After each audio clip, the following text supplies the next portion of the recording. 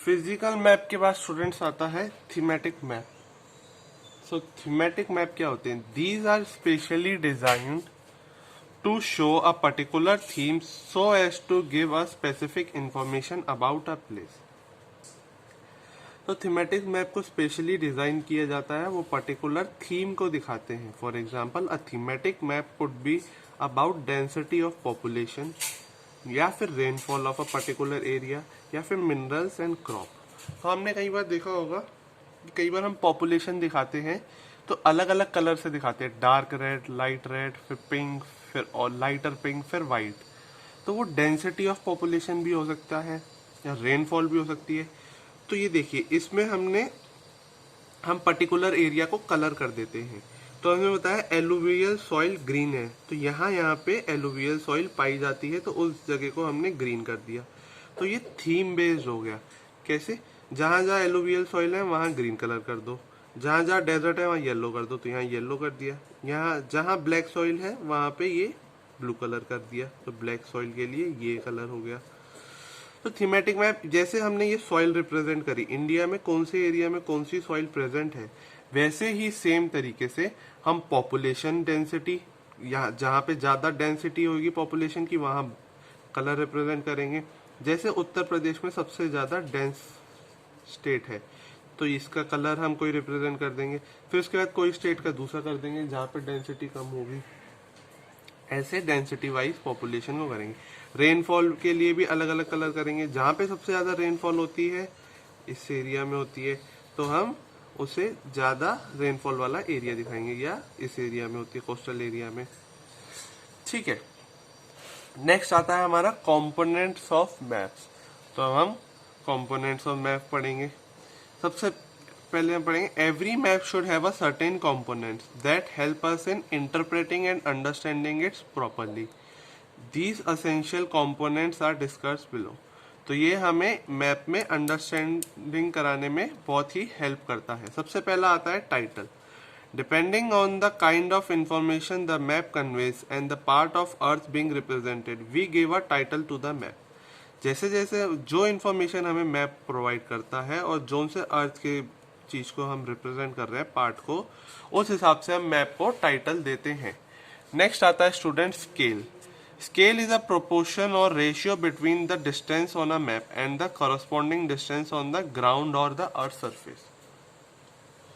तो स्केल से हम क्या करते हैं, रेशियो प्रोपोर्शन के हिसाब से हम मैप को डिसाइड करते हैं।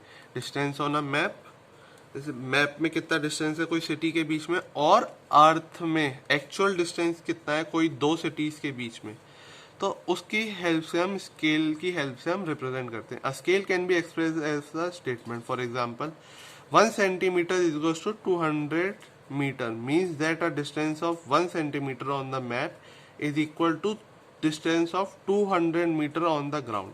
तो एक्चुअल ग्राउंड में 200 मीटर दूर जो होगा कोई चीज, एक एग्जांपल लिया है, उसे हम डिस्टेंस, उस डिस्टेंस को हम मैप पे 1 सेंटीमीटर दूरी पे दिखा सकते हैं, क्योंकि मैप पे हमें एक छोटे एरिया में बहुत बड़ा एक्चुअल एरिया दिखाना होता है।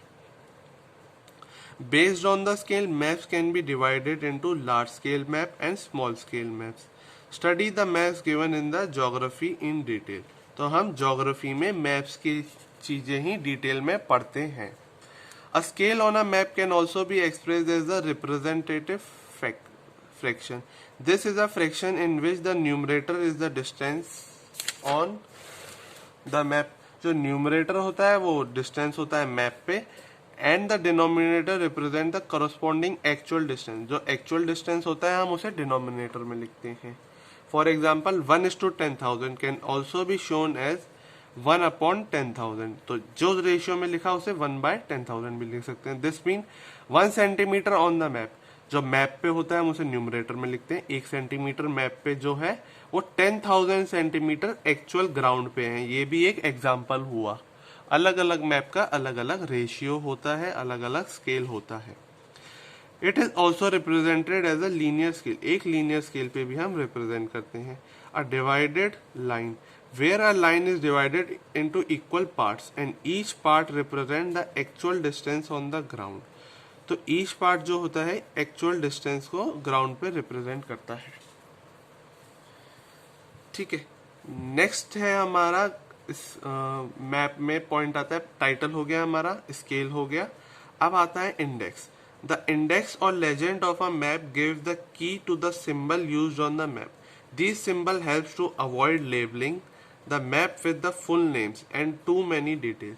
तो मैप में कोई हमें लेबलिंग करने के लिए काम आता है जहाँ पे हम फुल नेम ना लिखे, ठीक है। तो हम उसके लिए इंडेक्स या लेजेंड को यूज करते हैं। Conventional sign and symbols.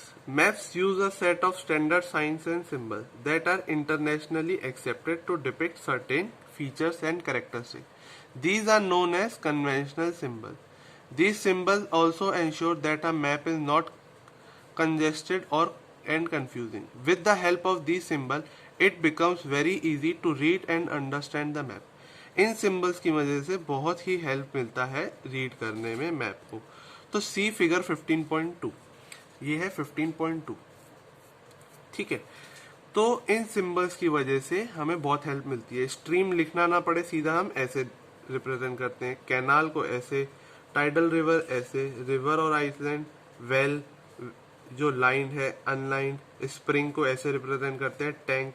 तो डिफरेंट डिफरेंट चीजों का डिफरेंट डिफरेंट रिप्रेजेंटेशन है। ब्रोकन ग्राउंड ऐसे, earthen dam, masonry dam, swamp, tubewell, ठीक है। तो ये सब सिंबल रिप्रेजेंट करते हैं, जिसकी वजह से हमें ये सब लिखना नहीं पड़ता, सीधा हम इन सिंबल को मैप पे लगाएंगे तो इजीली हम रिप्रेजेंट कर सकते हैं, ठीक है। ये आपके सारे सिंबल हैं, आई होप आपको दिख रहे होंगे। नेक्स्ट स्टूडेंट है डायरेक्शन। सो डायरेक्शन हम स्टार्ट करेंगे नेक्स्ट क्लास में, ठीक है, फिर हम आगे बढ़ेंगे। So thank you all.